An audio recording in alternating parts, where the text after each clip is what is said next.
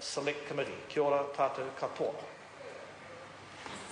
Catherine Delahunty. Tēnā koe, Mr Speaker, tēnā koutou te whare. The Green Party is supporting this bill to Select Committee because it's generally consistent with Green policy and makes some useful reforms. We do support the name change and some of the key provisions, some but not all. We are very supportive of the continuation of the Māori Heritage Council with delegated powers, including the powers to excavate, and the affirmation of Te Treaty of Waitangi responsibilities. And few bills, Mr Speaker, are so clear that the Crown must give effect to Te Treaty, which is not surprising given that this bill deals with wahitapu and Taonga katoa, which are guaranteed to tangata whenua in Article 2 of Te Treaty of Waitangi. However, I do note that Te Pōni Kōkore have expressed some concerns about these clauses, and I'd be very interested in finding out what those are before we go through to the next reading. However, in supporting this bill to Select Committee, we need to flag some concerns, and we would like to hear from the public at the Select Committee about the disestablishment of branch committees of the former Historic Places Trust. We know they are variable in their effectiveness, but we know some communities have regarded them very highly. They may well be redundant from a national perspective, but we'd like to hear from those citizens who are active in heritage issues as to their views of these proposed changes. As I said before, the new treaty clauses appear much stronger on Te Treaty issues and responsibilities, and the requirement that local authorities must have particular regard for recommendations made by Heritage New Zealand, Pouhere Taonga, or the Māori Heritage Council. And this is long overdue. Local authorities do have a responsibility to assist in the protection of wahitapu and with wahitapu areas, and these changes are needed. In my direct experience, there have been councils who have no heritage plan, no records of wahitapu, and who have taken no responsibility for the protection of these vital heritage areas. However, we do have one, and this is the greatest concern that we have at this stage of the first reading, and it's associated with the clauses related to archaeological sites. And I want to address a clause that we would argue must change at the Select Committee, which is 42(1)(b). And this clause states that if an effect of an activity on a site will be no more than minor, then it appears the developer is exempt from consulting with tangata whenua. And there is no definition in this Act as to what is minor, and how will this be defined and by whom. And even if an archaeologist does an initial survey, they are often not in the position to determine whether development activity on a site will have a minor effect or not, because the status of many sites cannot be determined until their archaeological work has been carried out. And so the 5-day decision-making process and the use of the minor activity clause could be disastrous for some significant sites of vital importance to tangata whenua who don't even have to be informed, according to clause 42(1)(b), if this is invoked. And clause 43 then clearly lays out the proper process that should be followed for consultation on sites, except if it's exempt under 41. And we have great concerns about that exemption and that word minor. If we have understood this correctly, it could be a fast-track nightmare which could destroy heritage and avoid consultation, which could be music to the ears of some developers, but not a protection of heritage. And I want to give examples of this. My partner was a professional archaeologist in Te Tairawhiti for a number of years. These issues I'm referring to were a daily source of contention as he sought to work alongside tangata whenua while being employed under contract by developers who wanted him to find as little as possible and hurry up about it.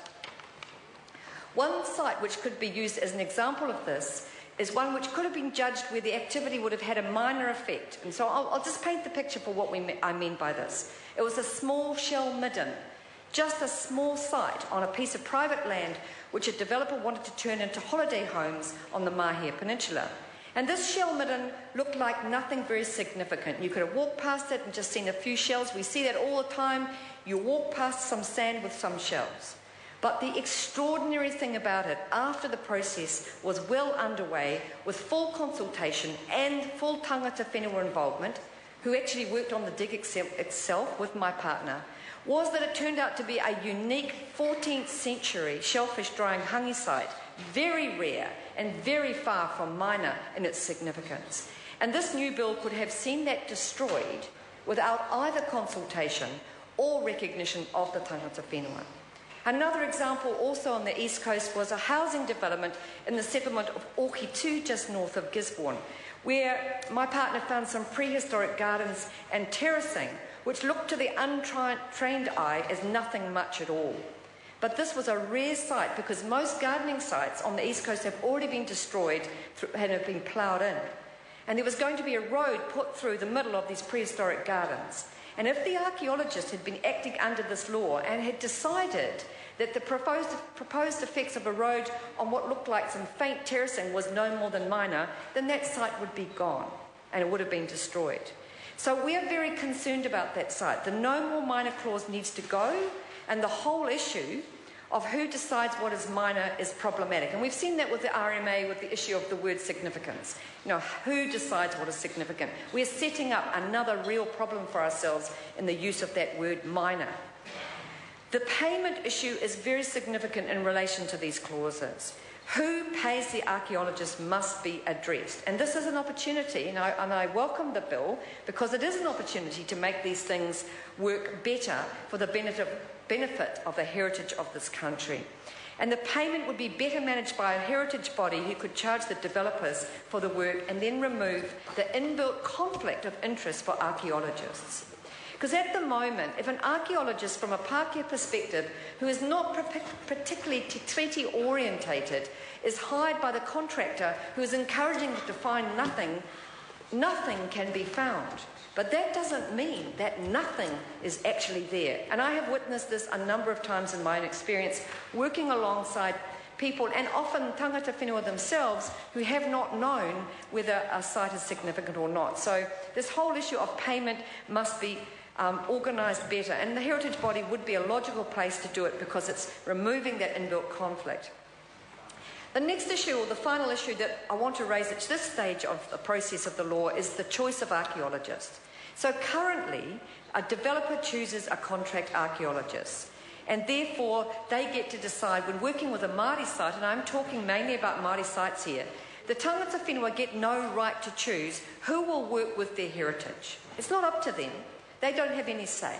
So this may be an ancient site of particular significance to the hapu, but they have no power to decide how that site will be dealt with. It is up to the contractor. And so, of course, in my experience of this sector, there are some archaeologists who will fast-track your development for you, and there are others who will not. And therefore, the conflict of interest is really problematic. We believe that mana whenua should have the power to choose who is going to do that work, and perhaps the safest way is via the Māori Heritage Council, which the Minister has quite rightly maintained as a key part of making sure this bill is culturally appropriate. I believe this is giving effect to the clause relating to treaty o waitangi. So we're very keen to see this bill supported, but we must have these changes. We must make sure that it fulfills the functions of protecting Māori heritage and making sure that what is actually a highly political and contested issue. If you haven't worked in this field, you might think this is an area of minor contention, but it is not minor. This is a battlefield between people trying to protect their history and heritage and their whakapapa and their wahitapu versus people who want to fast-track development.